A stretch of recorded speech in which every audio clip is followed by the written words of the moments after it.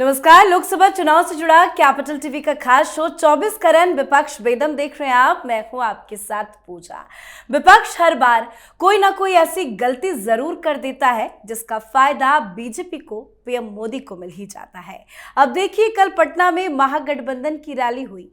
लालू यादव ने पीएम मोदी के परिवार पर भद्दी टिप्पणी की और आज नेता ही नहीं, पूरे देश की जनता कह रही है कि हम हैं मोदी परिवार, तो मैं भी चौकीदार के बाद अब मैं हूं मोदी का परिवार। ये कैसे बढ़ाएगा विपक्ष की टेंशन, इस पर चर्चा करेंगे। साथ ही कल पटना में रैली विपक्षी एकजुटता के लिए हुई थी, पर नतीजा देखिए, विपक्ष एकजुट होने के बजाय बिखरता जा रहा है। कल से अब तक अलग अलग राज्यों से विपक्ष में फूट, बड़े बड़े नेताओं के इस्तीफे की खबर सामने आई है। साथ ही हिमाचल प्रदेश अब कांग्रेस के हाथ से निकलता दिखाई दे रहा है।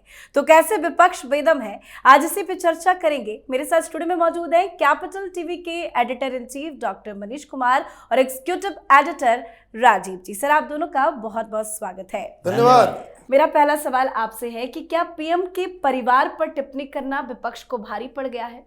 देखिए, लालू यादव ने वही काम किया जो मणिशंकर अय्यर ने 2014 में किया था। राहुल गांधी लोगों के मना करने के बावजूद 2019 में जो काम उन्होंने किया, इनकी बुद्धि, इनकी मति सब जो है वो कहीं और विचरण करने के लिए चली गई है। चुनाव सिर पे है। पहली गलती ये कि आपने अपना पोस्टर बॉय चुना भी तो एक सजा याफ्ता मुजरिम को। गठबंधन की रैली है, गठबंधन की, और एक घोटालेबाज जिसे सजा मिली हुई है उसको आपने अपना पोस्टर बॉय बना दिया। और लालू यादव 90s नहीं है जो आकर के मस्खरी कर दे इधर से उधर, कौन है मोदी, इस तरह से। आप, समय बदल गया है। इस तरह के आउटडेटेड, रिटायर्ड लोग की राजनीति में जगह नहीं है। बोलते बोलते तो उस प्रधानमंत्री की मां तक ये पहुंच गया। इस तरह की बदतमीजी और इस तरह की बेशर्मी, लालू यादव की राजनीति ये बिहार में तो चल सकती है, देश में नहीं। देश में बिल्कुल नहीं। आपने कह दिया कि भाई परिवार कहां है। जरा सा भी आपको एक ये सब बातें कहने में आदमी असहज महसूस भी नहीं करता। और राहुल गांधी वहां पे बैठ के वो ताक रहे हैं। कम से कम उनको बयान देना चाहिए कि भाई हम लोग राजनीतिक तौर पे प्रधानमंत्री मोदी से हम विरोध करते हैं, लेकिन ये परिवार के ऊपर सवाल उठना, ये करना, वो करना, राहुल गांधी के ऊपर सवाल करने लग जाए तो, और परिवार लालू यादव बहुत करते हैं। परिवार की कहानियां बाहर आ गई तो, परिवार के, लालू यादव के परिवार की कहानियां बाहर आने लग जाए, मुंह दिखाने लायक बचेगा कोई? तो राजनीति को राजनीति की तरह से ही देखना जरूरी है। अब दिक्कत क्या है, इनको मालूम है चुनाव हार रहे हैं, इनको मालूम है मोदी को हरा नहीं सकते, तो मोदी के खिलाफ जितना भी भड़ास है, क्योंकि मोदी की पॉलिसी, मोदी की नीति, मोदी के इसके ऊपर तो आपके पास बोलने का दिमाग ही नहीं है।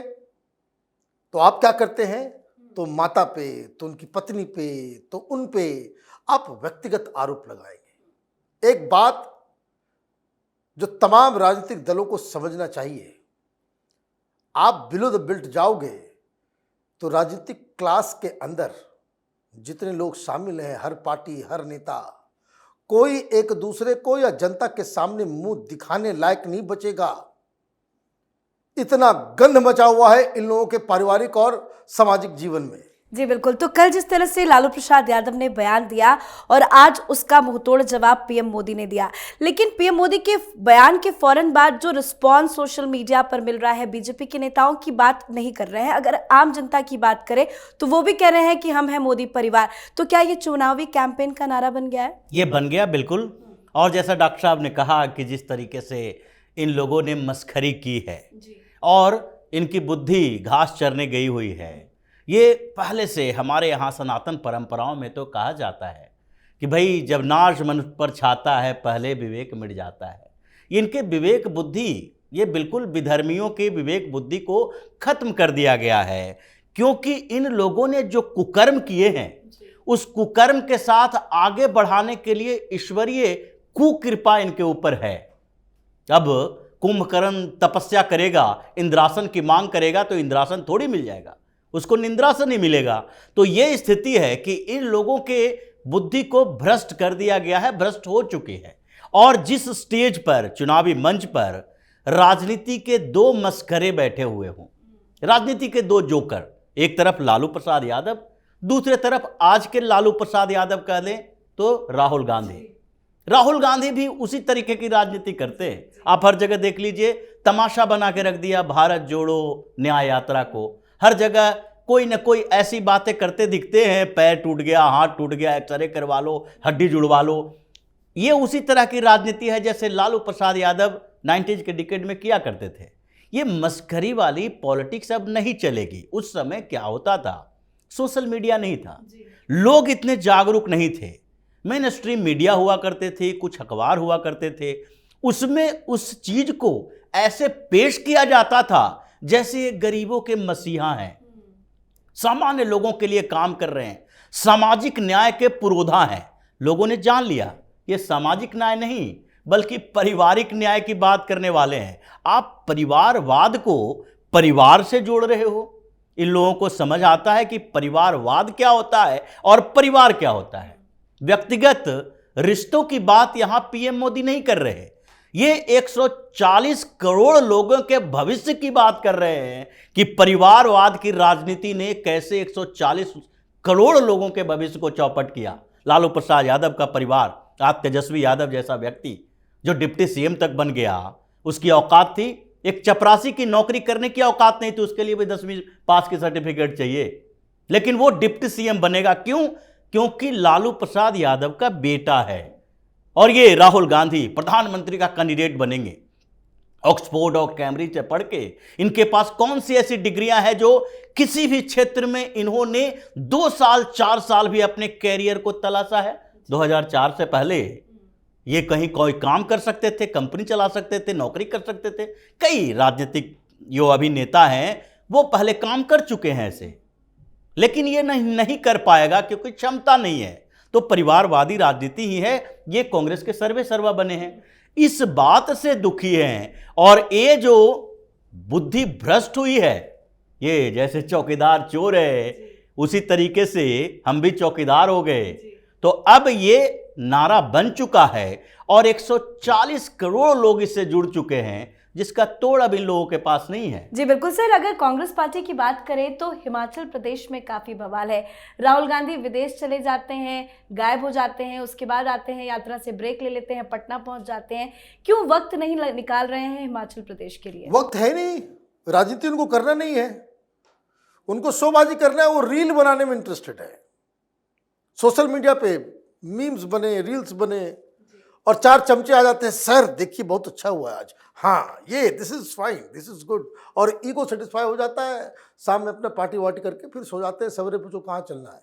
लेकिन ऐसे में तो एक राज्य हाथ से निकलती नजर आ रही है। हाथ से क्यों निकल रहा है? अभी तो बहुत सारे निकलने वाले हैं। मैं आपको एक ब्रेकिंग न्यूज में दे दूं, अभी किसी वरिष्ठ कांग्रेस के लीडर से मैं बात कर रहा था, उन्होंने कहा ये राहुल गांधी अपने चमचों के साथ, कि जो वेणुगोपाल है इसके चक्कर में सब कुछ बर्बाद होने वाला है।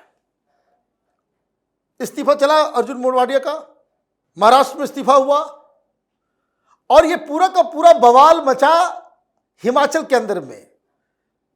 तो मैंने ऐसे पूछा कि कोई मैनेजमेंट का कोई सिस्टम नहीं है। राहुल गांधी वो आउट ऑफ रीच है।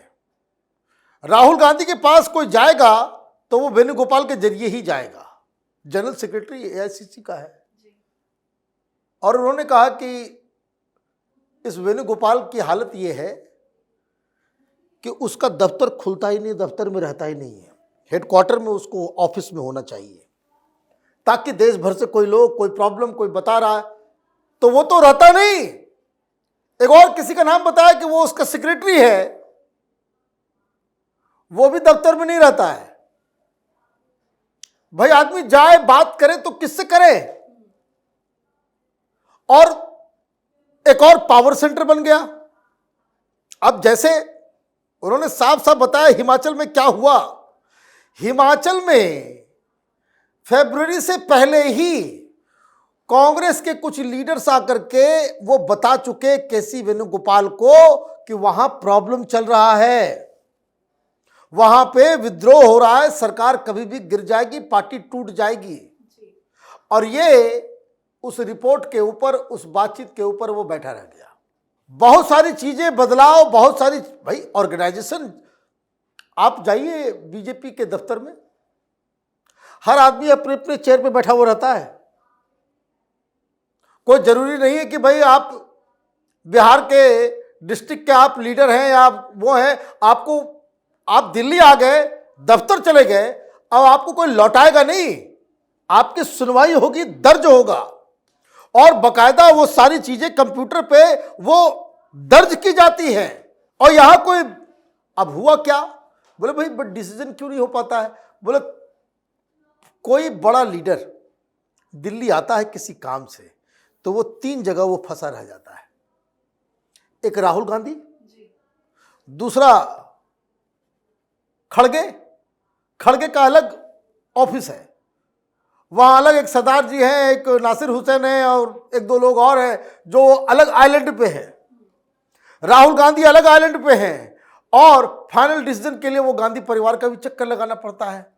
और ये जो बता रहे कि भाई कांग्रेस की स्थिति हो गई है वो घटिया क्लर्कियल ऑफिस की तरह, कोई बात पहुंचाओ तो वो 3 में जो है घूमता रहेगा, पता नहीं कौन आदमी डिसीजन लेगा। तो जो इनडिसीजन और ये culture, work culture Rahul Gandhi की वजह से, और केसी वेणुगोपाल वो आउट ऑफ रीच है सबके, कोई उसको कोई कुछ कह नहीं सकता। क्यों नहीं कह सकता, वो राहुल गांधी का चमचा है, राहुल गांधी का राइट हैंड है।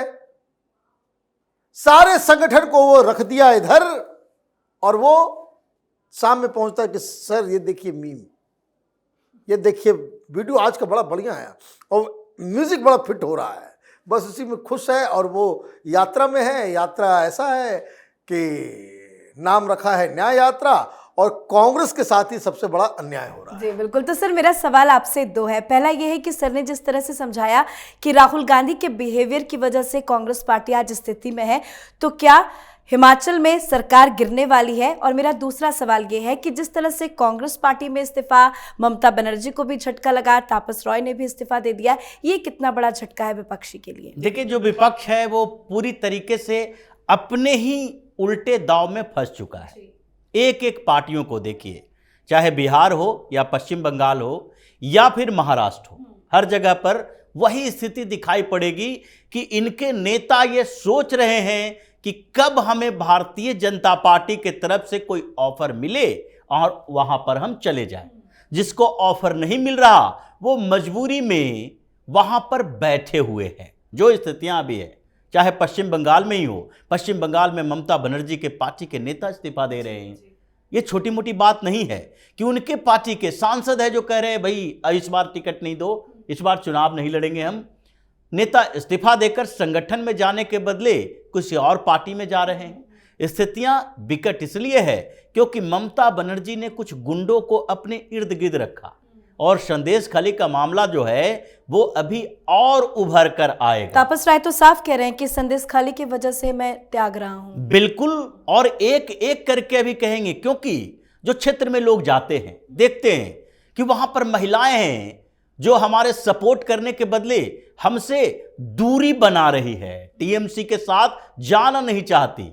जो महिलाएं हैं मोर्चा निकाल रही है, कौन सा टीएमसी के नेता का घर है, दफ्तर है, वहां पर जाके मोर्चा निकाल के बैठ जाओ, उन लोगों से इंसाफ मांगो।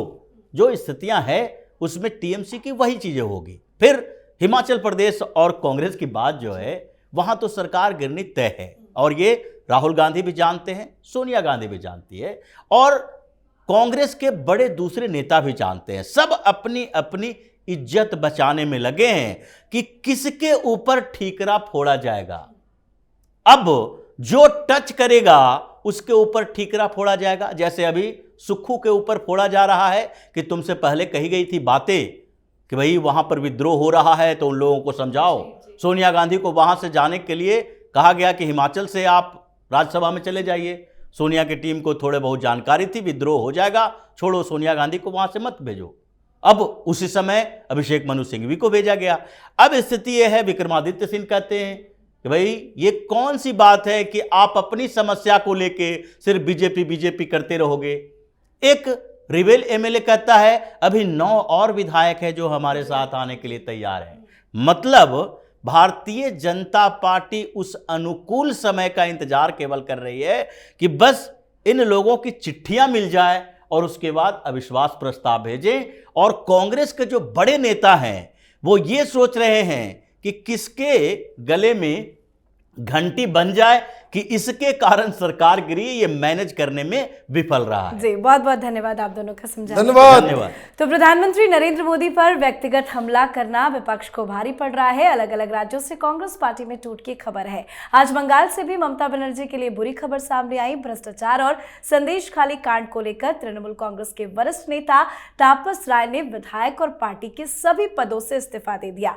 कांग्रेस, सपा, बसपा, आम आदमी पार्टी को भी झटके पर झटके लग रहे हैं। विपक्ष चारों तरफ से फंस चुका है। इंडी गठबंधन की हवा निकल चुकी है। इस पर आप अपनी राय कमेंट कर लिखें। देखते रहिए कैपिटल टीवी। नमस्कार।